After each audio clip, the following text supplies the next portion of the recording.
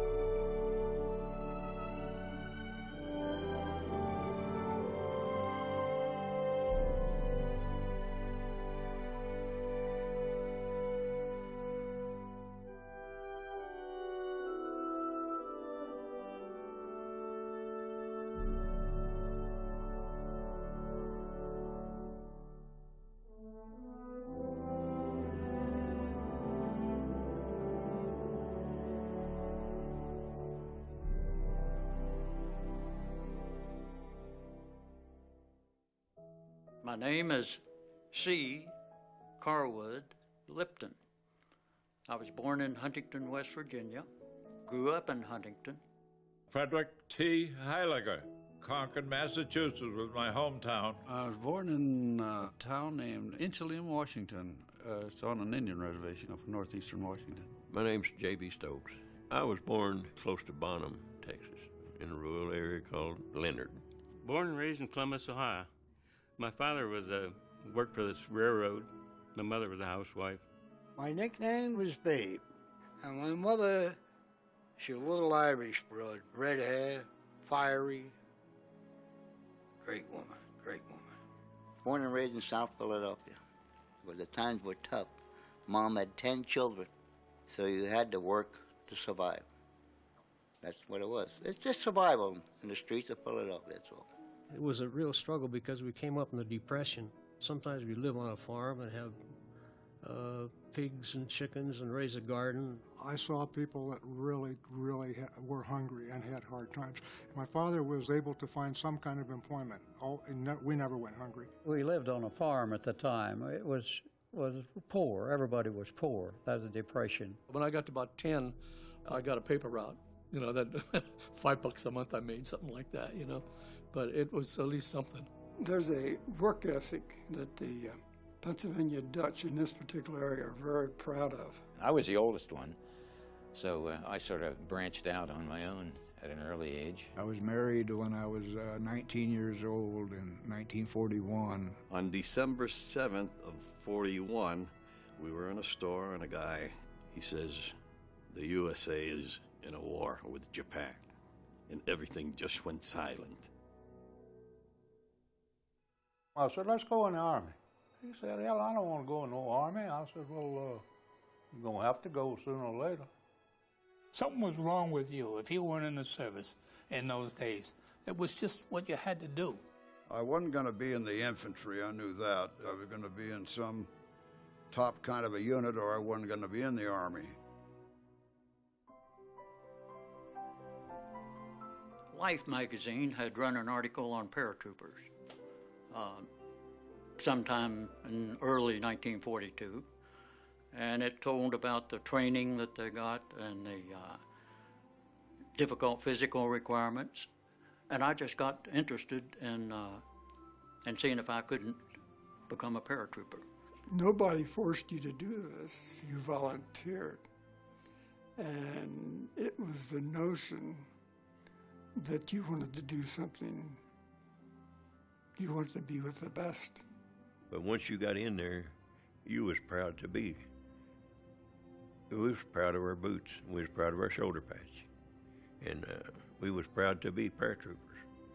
And we was proud to be working with the guys we were working with. You know these people that you're in service with, you know those people better than you will ever know anybody in your life. I mean, you know them right down to the final thing, you know. And that comes when you start your training, while that progresses.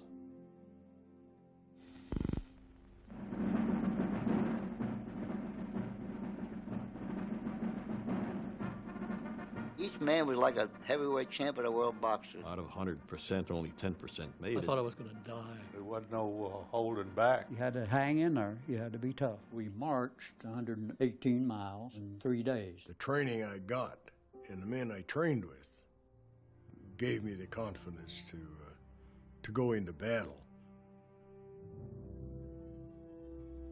We were just a bunch of ordinary kids when we went in, most of us.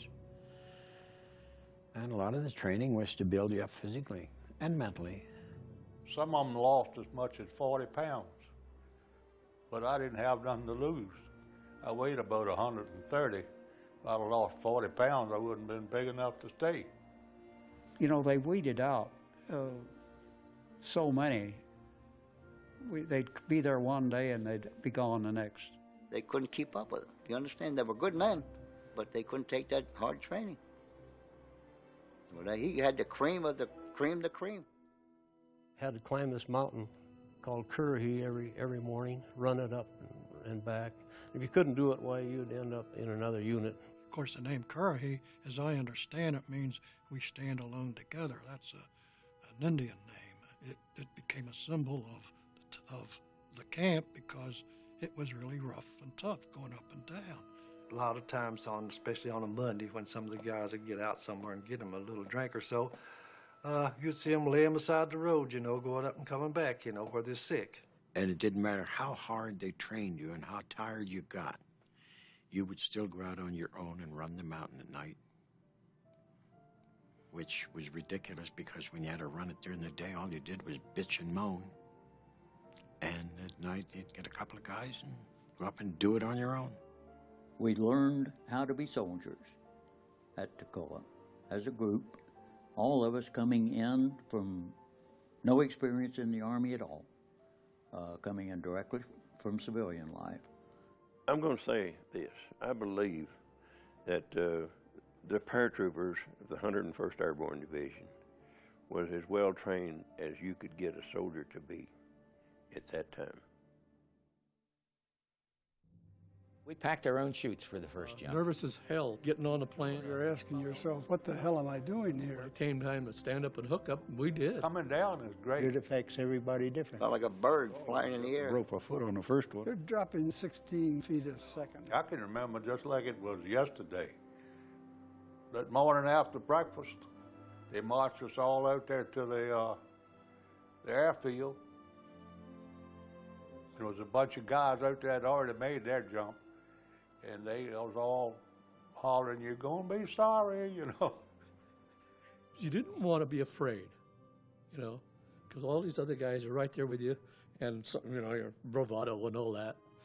But you didn't want to be afraid, so you kept that out of your mind. You know, in those days, jumping out of an airplane is not like today. My first flight up, I jumped. I was years before I ever landed in an aircraft.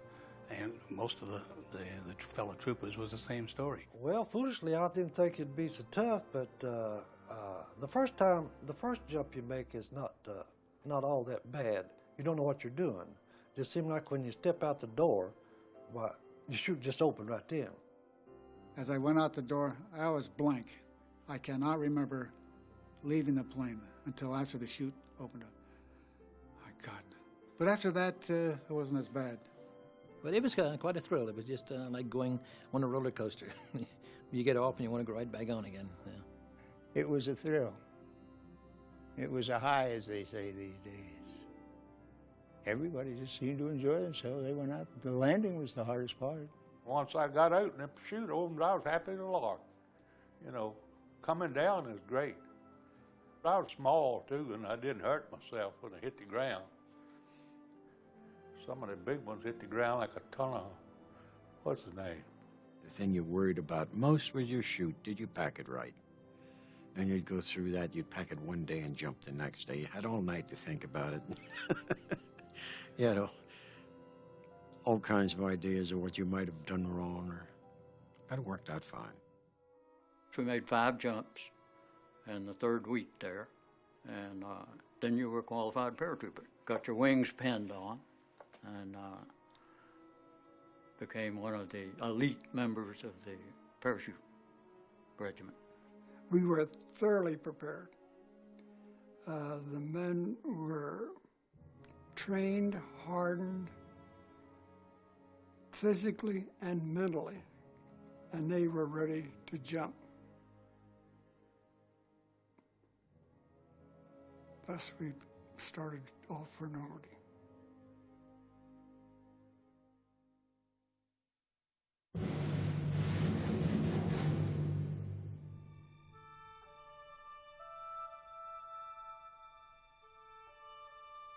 When you walk up that gangplank, you know you're gone. As you pull out of harbor and you pass the Statue of Liberty, will I ever be coming back? I don't know.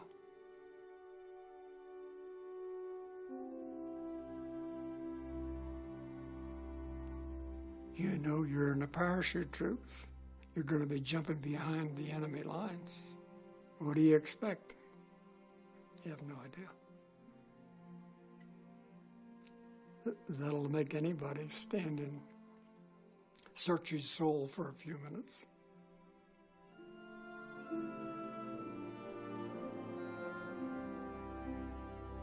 We were ready. We were ready. We were stationed in England for about a year before D-Day. We had a lot of maneuvers and parachute jumping.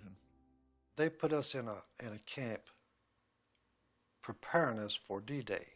In other words, just about a week before D-Day, they put us in no liberties, no nothing. You couldn't get out of the camp. They had guards around the marshalling area, so nobody could leave. That's when you felt that this is it. We did not know which day. We did not know where we were going to jump until we were locked in. Then they had debriefing to tell you exactly what your mission was. And they took this map and they made a scale model of the features of the land. They put in all the little buildings, all the bridges, all the little knolls, all the sand dunes. Everything was in on that layout. We knew it by heart. We knew exactly where we were going to go. Knew exactly what to do. I mean, if you could have been there at the time to see where the planes were lined up and all the gliders hooked up to the planes. Tanks and trucks and fields and fields and fields of them. I had no idea that there was that much hardware. So there was no question about it. We knew it was going to be big. And that day that, we got the orders to get in the planes, this is it.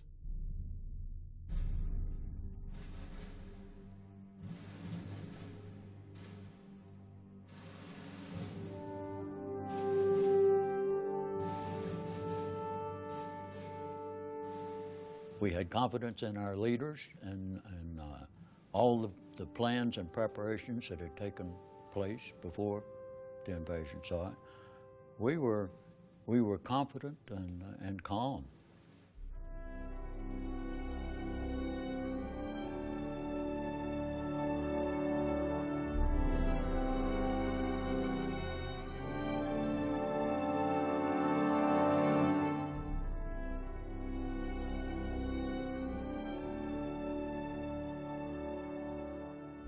We were all loaded down to the gills. We carried everything that we thought we could carry in the line of personal items, plus the necessary things we were assigned to carry, and we were loaded.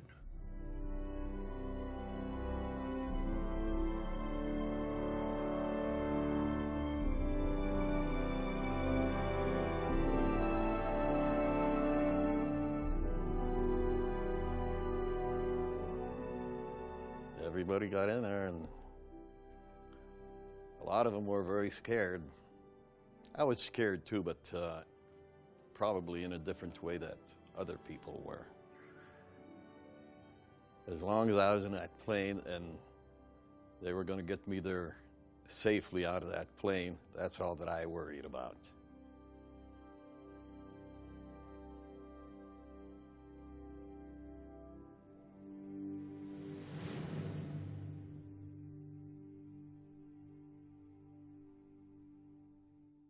At the time, I had no feeling whatsoever. Like I said, my feelings was for my brother who was killed at that time. That infuriated me to no end. And that's when I jumped on D-Day, I swore I was going to kill every damn German I came across. And that's why I think they nicknamed me Wild Bill, because I did a lot of killing D-Day. The sky was pretty clear coming across the channel. So since I was jump master, I could lie in the door, at the door of the plane with my head out in the slipstream looking down. And I saw the thousands of craft, ships, everything from LCIs to battleships down there in the channel. And I think that's when I first realized how large the invasion was, tremendously large the invasion was. We rode for about an hour and a half, I guess, before we went down off the south end of England and then across the Jersey Islands and then across the Cherbourg Peninsula. And that's when the fireworks started. Black was terrible. Any aircraft was absolutely horrendous. It was like a July the 4th celebration 10 times over.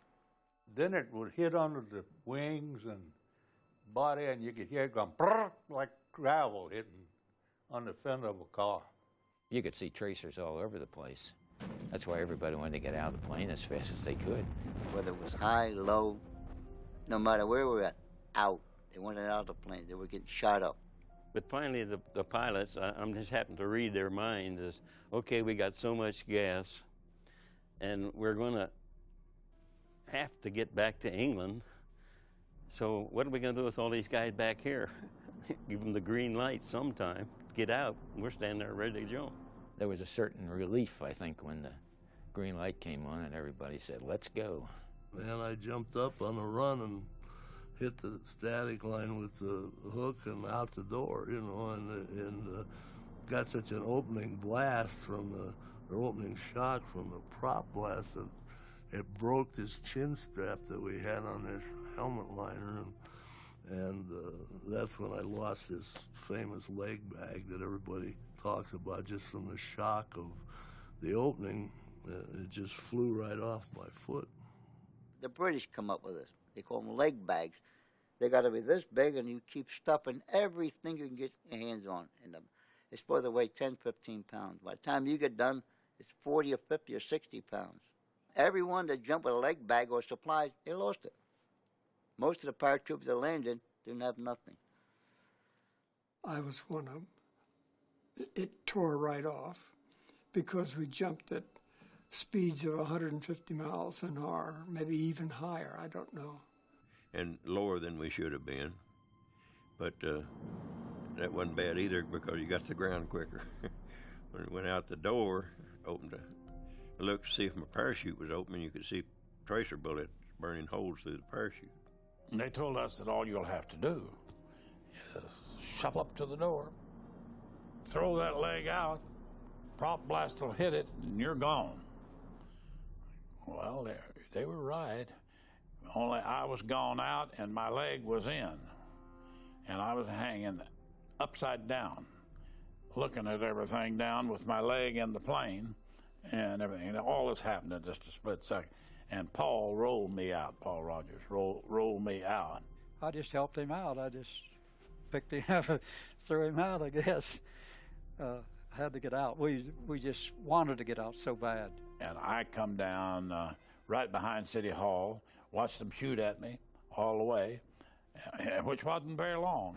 And I could see the tracers, and they were kind of spraying around in the air. Whoever the machine gunner was down there that was concentrating on me apparently was not a very good shot. But they were firing in every direction. Even in front of you, back of you, you don't know which way to go. The next thing is that you are getting close to landing and you're saying, there's some trees, there's a road, try and slip to avoid the trees, try and slip to avoid landing on the road. And I slipped a little bit, and my chute fell across the power lines, and I hit that fence and fell into a farmer's garden. And that fence had, I'll never will forget it, it had glass in the top of it and cut me up and everything, but that didn't bother me. I was down, and I got down with my gun. I hit the ground in a kind of a field, and we were way, got looking at my map, and we wasn't anywhere close to where we were supposed to be. We didn't know where we were. We was plumb off our maps that they'd give us. So we had to make our way back.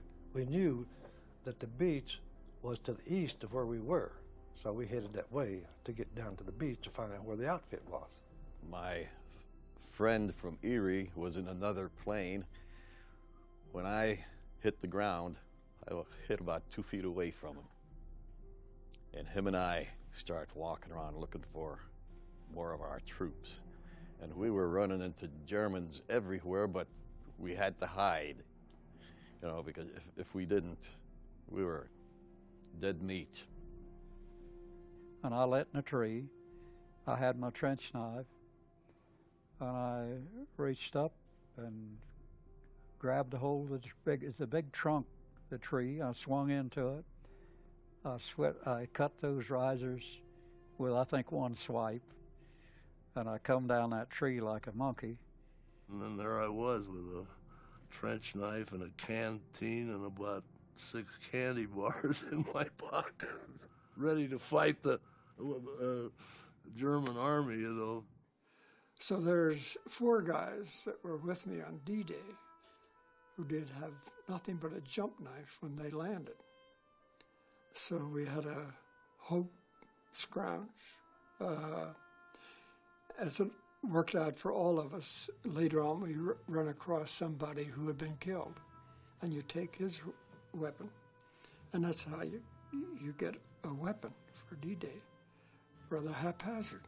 We were scattered all over the peninsula practically, so it was quite a confused situation, but we were better prepared for it than the Germans were. The Germans didn't know where we were. Whereas on the beach, those people coming in on those boats, those Germans had those big guns aimed right at them, you know, and just waiting on them. Oh, they had it tough. They had it tough. I admire every one of them.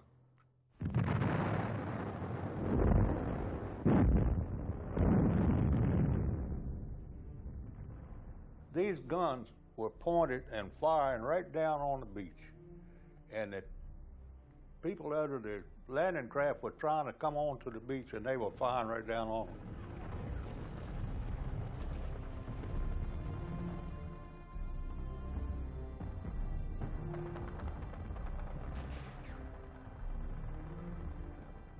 This battery of 105s was placed precisely where it should be to protect that causeway, any troops coming up the causeway. As you sit back years later on and look at it, you think, oh, this was laid out exactly right, tactically.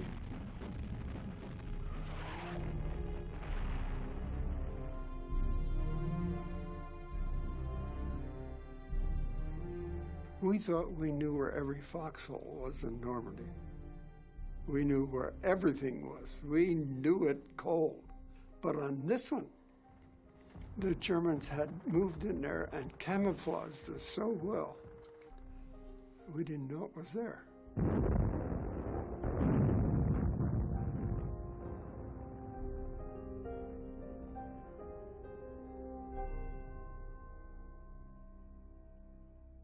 E Company was the assault company of the battalion. And we were been trained from special assaults and whatnot, special assignments. But they weren't aware of what we had. They didn't realize we only had 12 people. So we worked our way down through the farm area to a hedgerow, and Lieutenant Winters had us set up a firing position. And went up to scout it for myself, crawled out along this hedgerow to get a little closer to look it over, and I felt I could see a trench, and I thought I knew where our machine gun was. Winters was an exceptional leader, and he was able to size up all through the war, size up combat situations, and decide quickly and correctly the best way to take care of whatever the problem was. I divided the group into 2 units. Lieutenant Compton was with me. I gave him half the men, and I took half the men.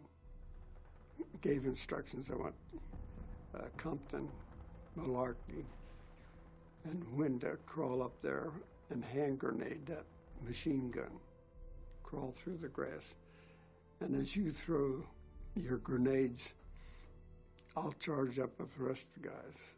So I had the 2 machine guns set up to give him covering fire while he crawled up there. I get out to this hedgerow, and I look up and I peek through the bushes, and I see a couple of Germans over here about 30, 50 yards away, stoking this gun and firing it. And so I pull out a hand grenade, and I pull the pin on it, and I threw it as high and as far as I could throw it in their general direction. The damn thing had enough hang time on it that about the time it got to them, it went off in the air, and I got one of them. Then I jumped up with a couple other guys, and we charged so that we all jumped into the first position together. They had trenches cut in there where they worked, the Germans did, and they jumped down in them trenches, and they worked them Germans like a dose of salt. 3 Germans broke off from this position to run across the field, which was the wrong thing to do from their viewpoint. We cut them down. I was in a trench, and I looked and I saw an arm. I didn't even see it. The man was in a camouflage tent, and I didn't even see him. And then I saw an arm stuck over that tent, and one of those potato masher grenades, with a stick, come over there, and I said, well, he's gonna miss me. And that thing fell right down in that trench with me. And I was trying to scuttle my way out of the way of it, and it went off. And I felt like it blowed my butt over my head, and pretty near did. He's behind the enemy lines on D-Day. Does he holler help? No. He hollers, I'm sorry, Lieutenant. I'm sorry. I goofed. I felt like I kind of let him down, but, that's neither here nor there. My God. It's beautiful when you think of a guy who is that dedicated to his company, to his buddies, that he apologizes for getting hit. But that's the kind of guy he was, and that's the kind each one of them was. They were all the same.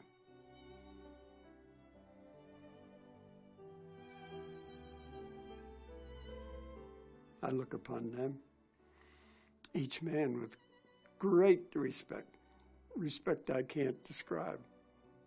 Each one of them proved himself that he could do the job.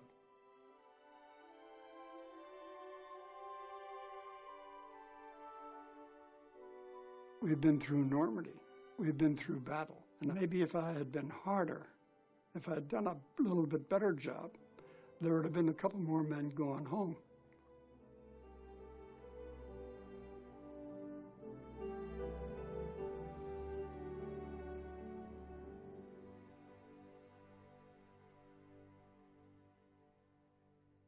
I never thought I'd get through D-Day, let alone the next phase or the next phase.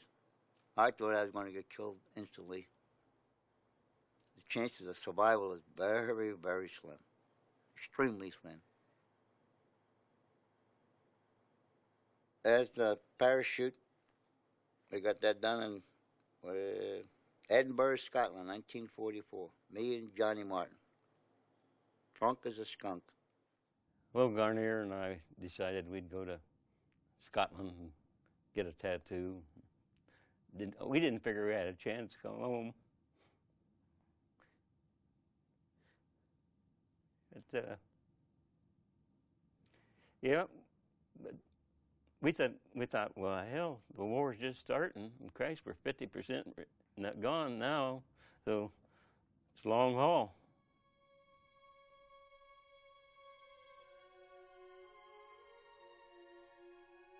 The 101st came back from Normandy after about 33 days, and we were the replacements for the people who were killed in action or wounded in the Normandy mission. There were young kids that came in, and for some reason, I don't know why, they were the first ones killed. And I think maybe they were trying to impress the older guys, maybe people like me or Shifty. We were in awe of them. They were wearing infantry badges, you know, their uniform. They had a star on their jump wings. They were like heroes to us, you know. That's how we looked at them. I don't know why, but I got right there to where I didn't want to be friendly with replacements coming in because, God, I didn't like seeing them get killed. It just tore me up. And I don't know why, but they were the first ones killed. My 10-man squad that I was in, 8 were replacements, the squad leader and the assistant squad leader, Sergeant Muck and Corporal Pinkella. Well, they'd been to Normandy. We had not. There were 8 of us that hadn't been anywhere but Auburn, you see. So, and then the training got really tough between there and the Holland jump. It was training. And we had a couple of missions scratched. We were supposed to jump on a French city of Tournai. And it got to the sand table part where we all gathered around to see which bridges we were going to do, who was going to do what, and General Patton's troops overran the drop zone. So that one was called off. And we were wondering if we were ever going to get to go. And then, of course, it got to be September.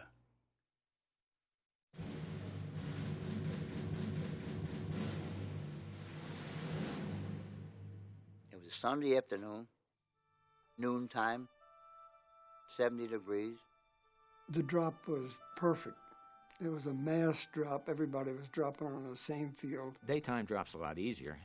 You can see where you're going. You can sort of prepare for the landing. I saw a plowed field, and I slipped right over it, and I believe I almost landed standing up, you know, soft. A great jump. The most dangerous part about it was the fact that people are continually losing helmets and equipment, and all this equipment's raining down. And if you get hit with this, you're going to be killed or wounded before you get off the drop zone. Everybody got together. We all assembled very fast. We moved out towards the Wilhelmina Canal. Our mission was first to take a bridge over the Wilhelmina Canal. It took us hours to get there. And taking hours to get there, the few German troops that were to secure this bridge had plenty of time to set their charges to blow the thing up. Just as we got to it, I was maybe 150 yards away, it blew up in our faces. These rocks and timbers were flying, and they're falling all around you, and you can't help but think to yourself, my God, what a way to die in combat, to be killed with a flying timber. that we were that close. It delayed us until the next morning. We wanted to get across that night, but it took us till the next morning to get across. But once we got in, the Dutch, it was just marvelous. Their reaction. They loved Americans and still do for coming in there and pushing the Germans out.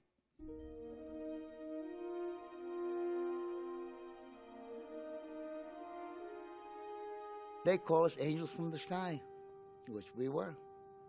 I mean, you're under German occupation for 4 years, right? It's horrible when you see paratroopers come out of the sky on Sunday morning. Who are they? They're your angels. They love you. Their welcome was unbelievable. They couldn't restrain how happy they were to see you. And it was hard to even get down the streets because the people were out there swarming all over us trying to congratulate us for being there and all that. And they hugged you and kissed you, and we didn't mind. You know, naturally, we was young. We didn't mind at all. And they were really proud to see us. And to the point where it was dangerous for us trying to clean out the town because snipers did some damage in a situation like that.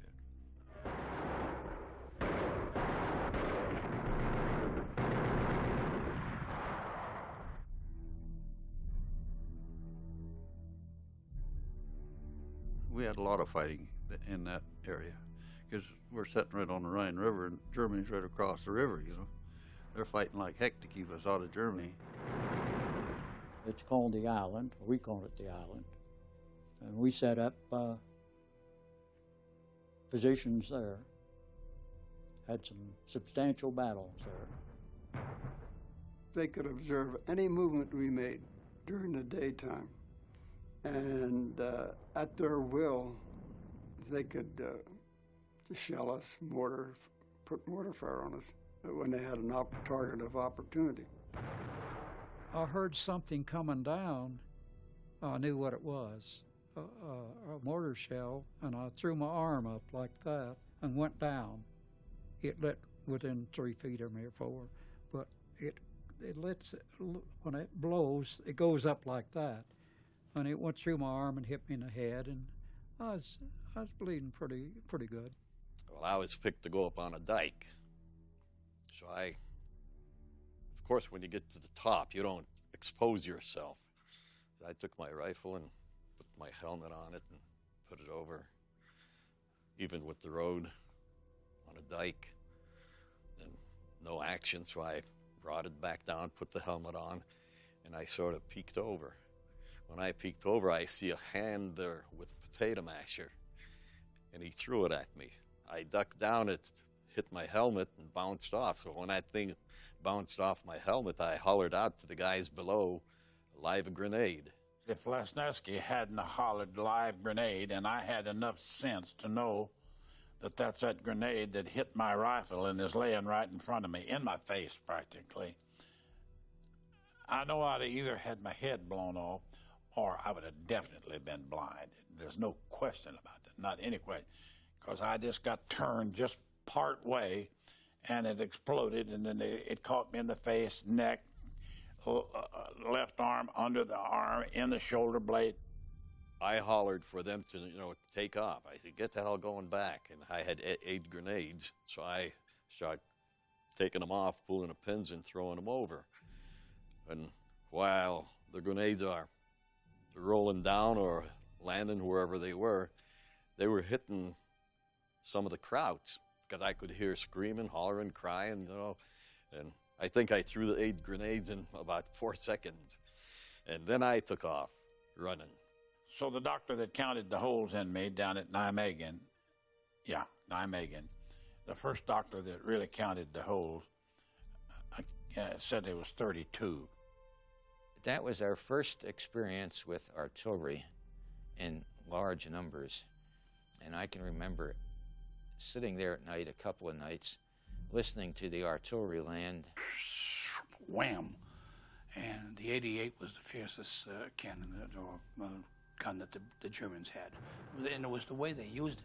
It was an all-purpose gun. It could shoot anti-aircraft, tanks, anti-personnel, airburst, and that was the bad ones when the shell went up over your head. I saw a huge mushroom cloud from the shell, and Joe Toy stepped out of it. And I run up. I remember that like it was just, I run up and I grabbed him. And he said, "Oh, don't touch me." I said, "Joe, what's my?" He said, "I'm hit all over." He said, "I'm bad." I said, "Okay." I said, "I'm going to go see Jim."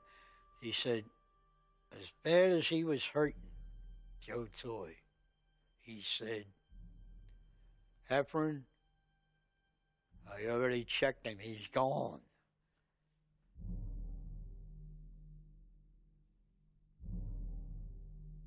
Jim Campbell might be alive today. If he hadn't have said to me, "Heffron, you stay here with your gun.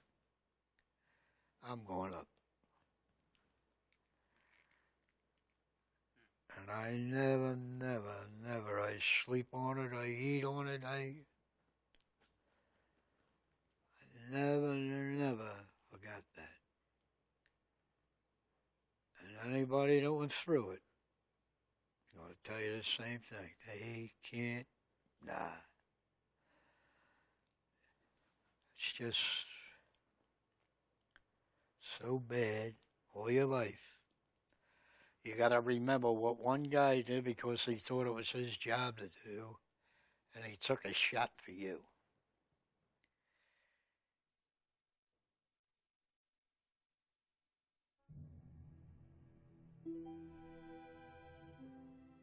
The exhaustion on these men, the physical exhaustion, affects their endurance to be able to cope. You don't realize it at the time you come off the line from living in the mud and being absolutely miserable for 70 days straight.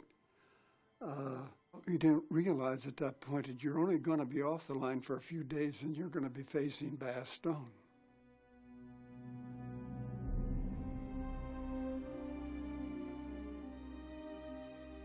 This is the last desperate action of the Germans to turn the tide of this whole war.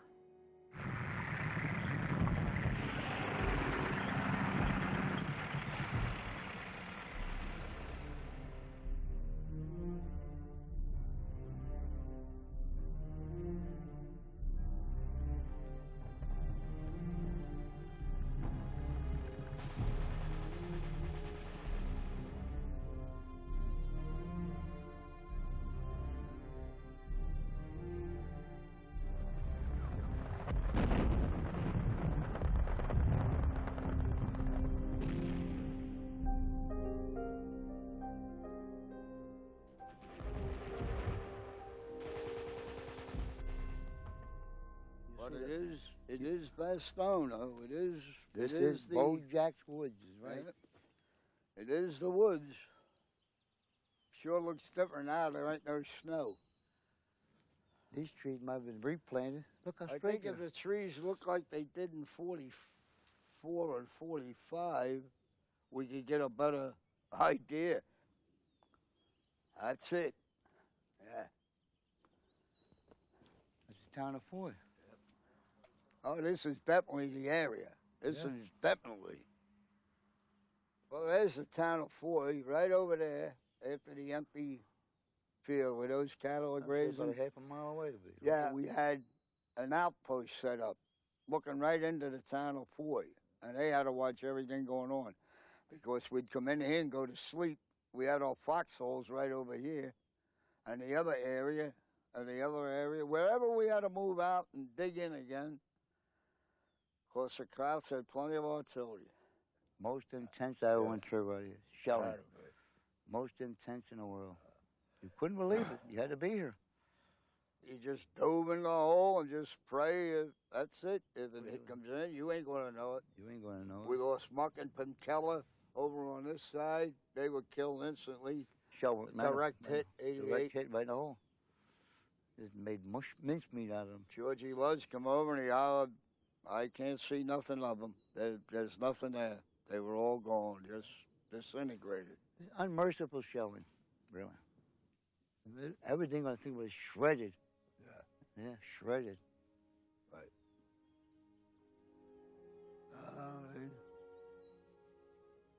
I tell you, it's an odd feeling. To me, it brings a lot of memories.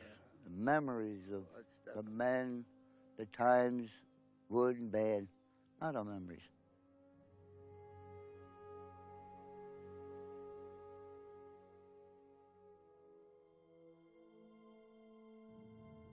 It was the most miserable place I've ever been in my life. Even today. On a real cold night, we go to bed and my wife will tell you that the first thing I'll say is, I'm glad I'm not in Bastogne. The Germans wanted to get Bastogne because of the road network. That's why it was such an objective. So that's where we had to hold, which we did. 318 trucks come in around noontime, and by that evening, everybody was loaded and moving out. We were short of equipment. We didn't have enough ammunition. We didn't have enough warm clothes. But we had confidence that our higher military authorities would get to us whatever we needed. That when we got up there, we didn't know what we were getting into. There was very little information, only that the Germans had broken through. We went down and loaded on the trucks, and another truck came by with weapons, and they pitch weapons up to the truck, and you catch a weapon, that's what you got until you got to Bastogne. As it worked out, there's some men actually got on the trucks and left for Bastogne and didn't have a rifle.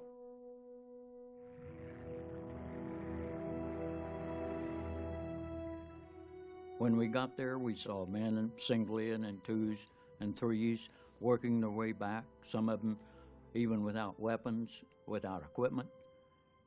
Some of them were terrified. They were beat to a nub, and every one of them was telling us, you know, they're going to kill everybody. They're running over everybody. They couldn't believe when they saw us up there that we intended to set up defensive lines and to stop the Germans. They said they couldn't be stopped. We went out of town, we started taking up their weapons and their ammunition. Asking the guys that's retreating, you got any extra ammunition or hand grenades you don't want? Oh yeah, you could hear the firing going on up ahead, and we're marching towards it with hardly any ammunition. We marched through the night and went up to the forward side of Bastogne and dug in, and then it snowed. Snow, cold up to your rump. We didn't have no winter clothing or nothing. That's where a third of the doggone casualties was either frostbite or trench foot or whatever you want to call it. Bad move. A lot of snow. A lot of everything you didn't like. Ooh, it's a cold place. At this particular time, we was on top of a kind of a hill, and top of the hill had pine trees. And we set up our positions around the fringe of the woods. In Belgium, the trees are planted. They don't grow like they do in Maine. They're rows of trees. You look down a row and you can see a half a mile. And there was, on top of this hill, there was a ridge with a tree line. We were dug in on that ridge. Germans knew right where we were, and they really gave us a shellacking.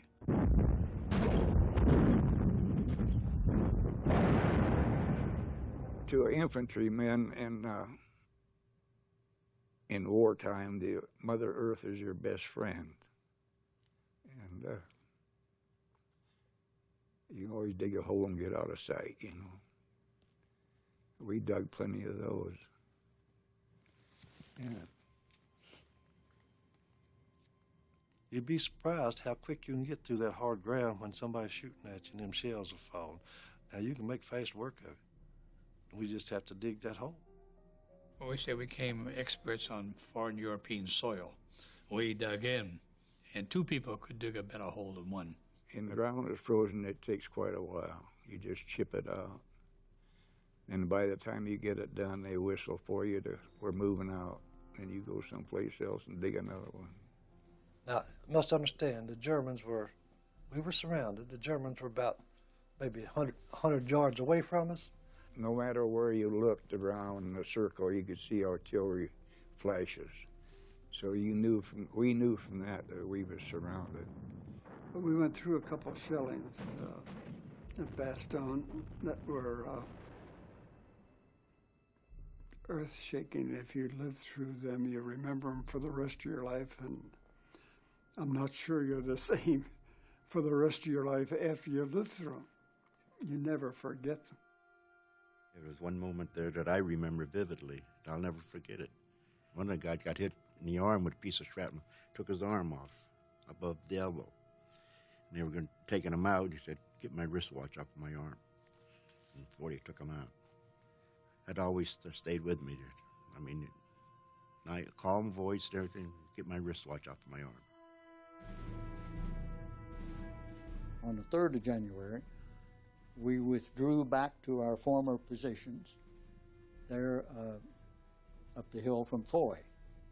And when we got there, we could see that the Germans had zeroed in artillery there. Because trees were knocked down, branches were knocked out of trees, there were holes in the ground. It was right at dusk, and the Germans had this, this woods of ours zeroed in completely, and as we hit the woods, why this tremendous artillery attack came.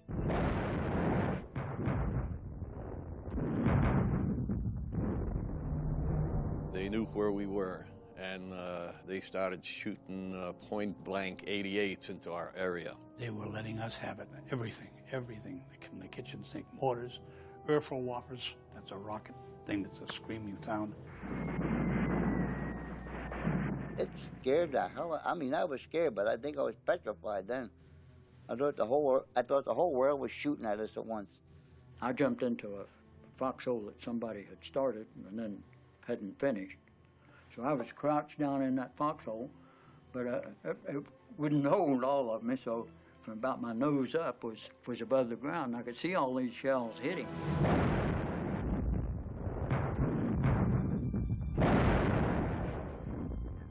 Sergeant Garnier lost a leg, and Joe Toy lost a leg in the same place right there on one hill. I remember just this certain instance, Joe got caught not near his hole, and Bill and I were ahead of him, and Bill had not been hit, and he came up out of his hole quickly, and we were still under heavy fire. Joe said, "Jesus Christ, what do I have to do to die?" He got hit real bad, the back and the leg. And he's out there and have a medic, and he can't find a medic. I went out to see what I could do for him. Bongo, I got it too. I went over to Garnier. He was sitting on the ground. His leg was badly mangled. He was holding his leg, and it was jerking like that. And he said, "Lip, they got old Garnier this time." He had been hit before, but they really got him there.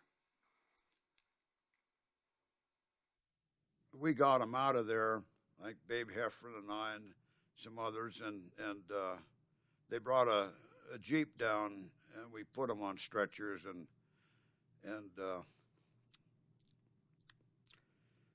better not talk about him. Better not talk about it. They're terrible.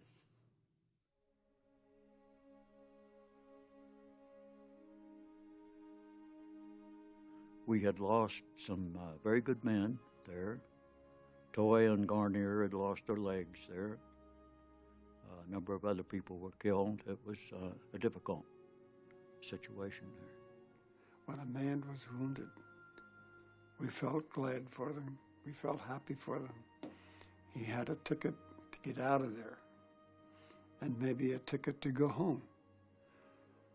And when we had a man who was killed, we found that he was at peace, and he looked so peaceful.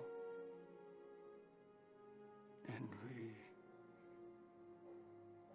were glad that he found peace. We had this assistant squad leader named Mallet. He was from New York City. And I overheard him talking one time. This was in Bastogne. He says, I've been through Normandy and went through Holland. And to this day, he says, I haven't got one scratch. He says, I'm afraid when I do get it, I'm really going to get it. And he was right. In this little town of Foy, he got killed. So I don't think he had any premonition of it. He just wondered about it, you know. But I never did wonder. Never give it much thought. You just live from day to day. Keep your fingers crossed, and that was it.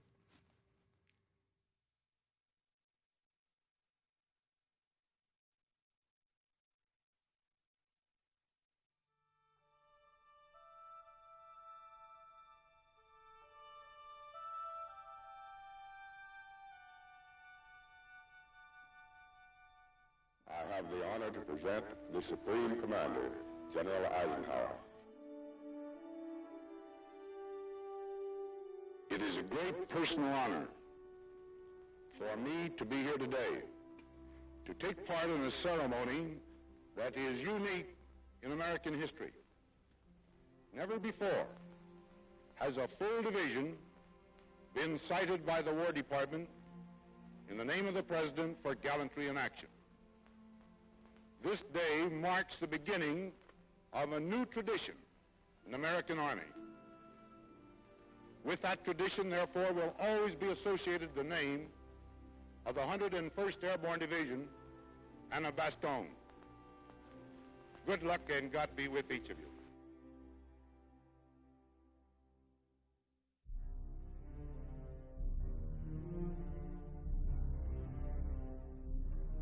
The Germans had started to surrender. They still had their arms.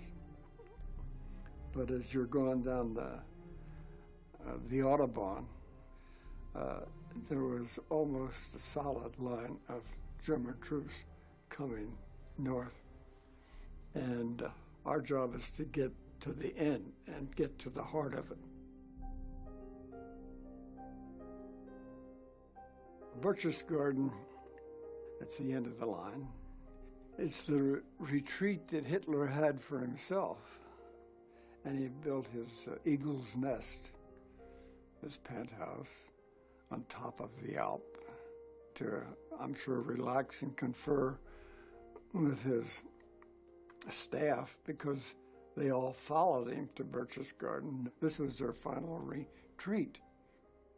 And of course, this is where they had their loot as well. This was the goal of the French, who were on our right flank. This was the goal of the British, and this is the place to capture. This is the one everybody wanted. Hitler's Berchtesgaden retreat, burned by SS troops in the war's last days. The chalet from which he hoped to rule the world now lies in ruin. American Air Force's pictures show the huge gutted rooms and the great window through which the Fuhrer gazed out on the Alps. We took Berchtesgaden May the 5th, and no fighting, no shooting. The only thing I seen at Berchtesgaden was a couple dead black uniform SS troopers laying on the road as we were going up. It was a beautiful country. He knew how to pick out a good spot for a house. We took over his house and liberated it, you might say. There was obviously a loot of all kinds that the men were looking for, such as guns. There was money that they were looting. I was a pack rat anyway. I picked up a lot of German items, including some postcards and envelopes that were addressed to Hitler. Come find out, that place was full of this big art, you know, Rembrandt and all those people, you know, and hanging on the wall, you know. Of course, the old soldiers like us, we don't recognize a painting when we see it. The 101st Airborne Division uncovers Hermann Goering's personal art collection, hidden in a subterranean chamber. 1,200 artworks worth untold millions are included. The treasures will go back to rightful owners in pillaged nations. We found a warehouse full of gin and vodka and stuff like that. It wasn't much whiskey. Those people don't like whiskey. And we took it all and set up a bar. Had 7 truckloads of champagne and cognac out of the wine cellars out of the Eagle's Nest. Yeah. So we stayed pretty well oiled for a Oh, while. that champagne was good. Ooh, it was good. I started drinking it one day, and I drank it till about midnight that night. I went to the barracks, went to sleep. I didn't wake up the next day. I made a 2-day thing out of it. And it didn't taste like it would hurt you. It tastes like ginger ale. That was the only time that I can ever remember that when I was in service that the whole company fell out in their underwear. We didn't even have to dress, you know, 'cause everybody was pretty well looped, and so we just fell out in line formation in our underwear. They're enjoying themselves. They're at peace with the world. They have a big, happy, satisfied grin on their face. It was a paradise for a soldier to move into. I had no problem with looting because of the fact that I had come down through Germany and I had seen the Holocaust. And I had seen what the Germans had done to the Jewish race, and I'd seen what they had done to the displaced persons, and what they had done in their occupation of France, and what they had done to their occupation in Holland, Belgium. So that by taking over their homes for a few nights to bed down my men, and if they picked up a few trinkets, I had no problem.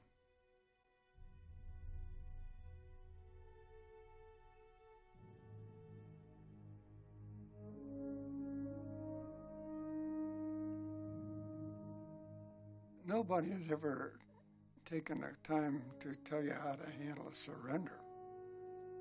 Jeez. We'll talk about that when we get there. Well, here we are. We got it. Now, how do you handle this?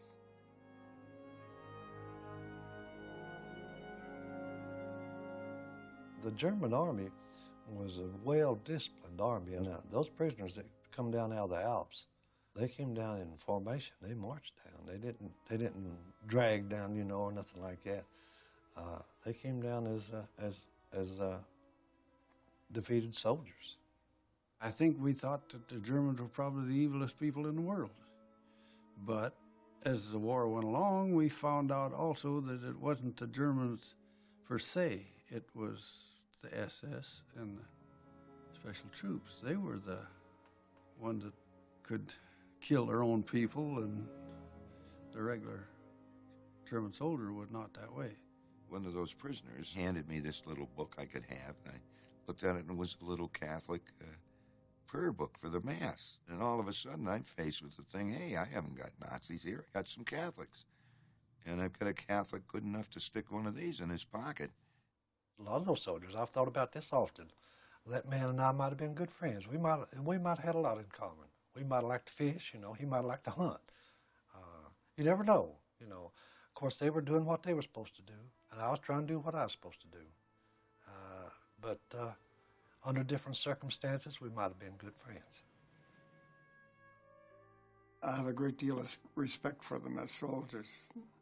They were very good soldiers. But they're still enemy, so they must be controlled as prisoners. When it reached the level of surrender for company and smaller units, I was assigned this major, and when he walked in, he presented me this pistol and offered his personal surrender, which naturally I accepted gratefully. So that would be the end of the war for his men, and this is basically the end of the war for my men. And the significance is that it wasn't until later, when he had given me this pistol and I had a chance to look at it carefully, that I realized this pistol had never been fired. There was no blood on it. That's the way all wars should end, with an agreement with no blood on it. And I assure you, this pistol has never, never been fired since I've had it, and it will not be fired.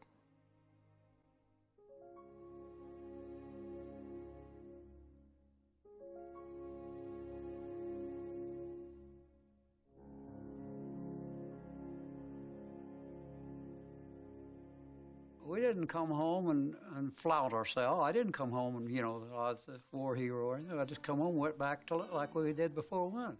Just go to work and live our life.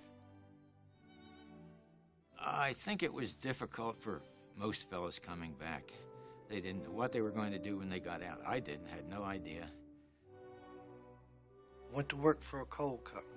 Did some bartending and ran a pool hall. Took up a course in ornamental horticulture. It didn't pay very much, but there were a lot of nice people. I went to work where I was working before the war. It was Caterpillar Tractor Company. I became an industrial arts teacher and a social studies teacher. The spring of '46, I took a boat to Ketchikan, Alaska. I went to work for the government, a letter carrier for 37 years. I built homes. I went into construction. I went into hard work, tedious work. I'd done everything. You name it, I'd done it. I ended up working on the waterfront. And I went with the CIA in Washington.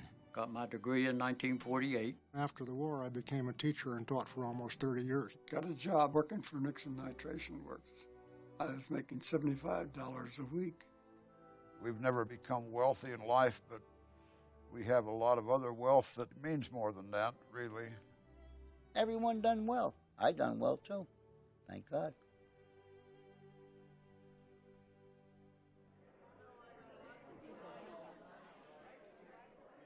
I want to welcome each and every one of you to our banquet tonight to celebrate the ending of a fine reunion. Thank you all for coming.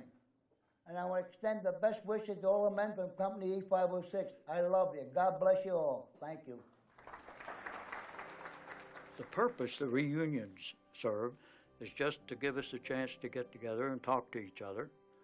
We relive some of the Army experiences, but we have great respect and you might say affection for each other.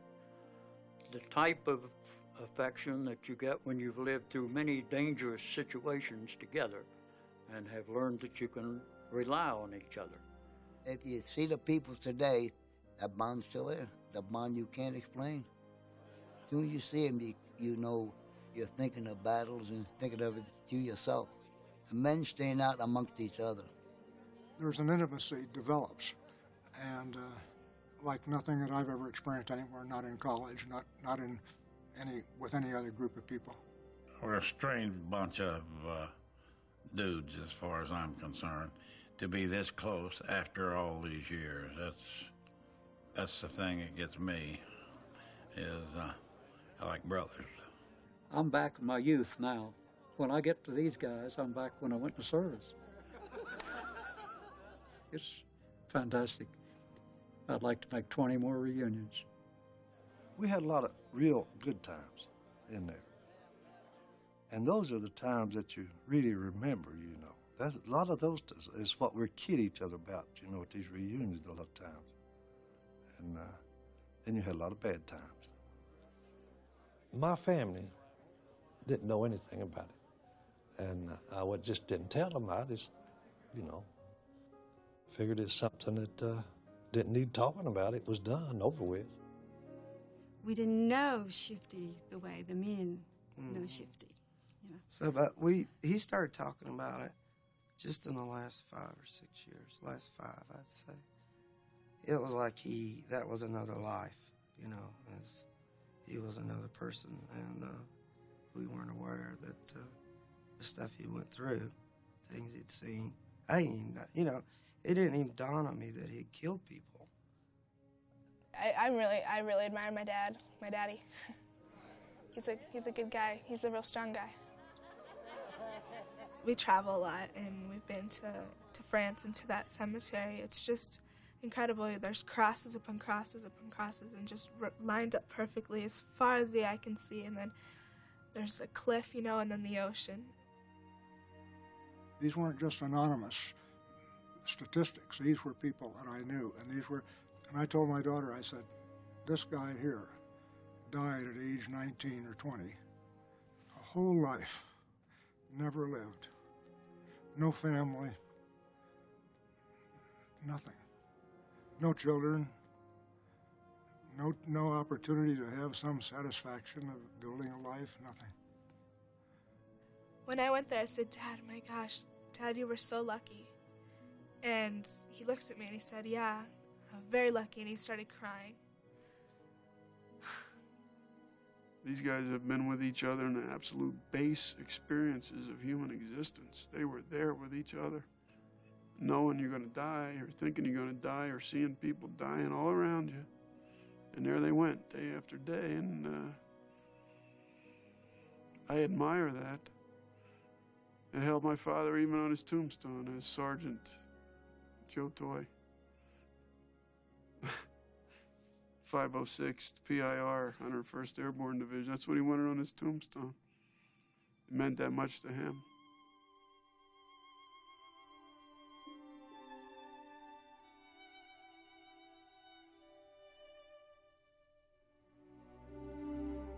How it happened that those various individuals happened to end up in E Company, I don't know. But as you know, every Army unit thinks it's the best. But we knew we were the best.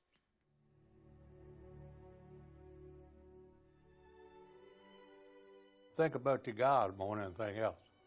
Think about most of them every day. Something is etched in your memory, I guess. He'll never leave either. Am I a little proud of having once served in that outfit? You bet your life. I wore that eagle on my right shoulder for 18 years. Probably the proudest thing in my whole life, having been in Easy Company 506. The heroes have crosses over their heads, the ones that are buried in the cemeteries. Those are the true heroes, not us. We're just part of the work, that's all. And we thank God we got back alive. That's all. How would you like to be a mother or a father whose son never come back? The son and the mother and father are the heroes of the Second World War. Not the guys that come home. Let me say this. I don't believe there's very, very, very few heroes that came back from the war. They're still over there.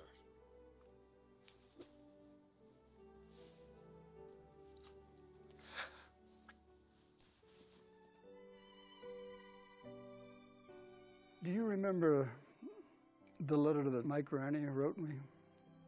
Do you remember how he ended it? I cherish the memories of a question my grandson asked me the other day when he said, Grandpa, were you a hero in the war? Grandpa said no.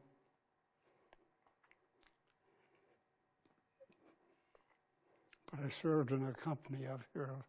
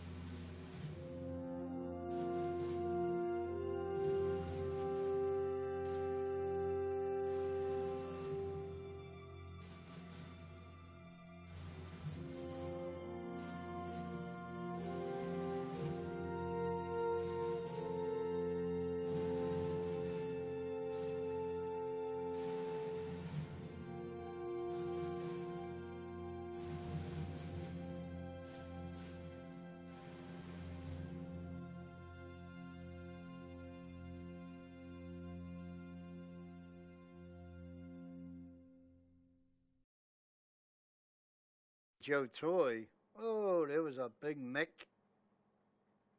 And we used to have a few beers at night, and I'd sing, and Garnier would try to come over and sing. He'd say to Garnier, Garnier, you're Italian, you don't know this song. Garnier could sing it better than he did. Bridget O'Flynn. How's it go? Oh, Bridget O'Flynn, Bridget O'Flynn, where have you been? Sure, it's a fine time for you to come in.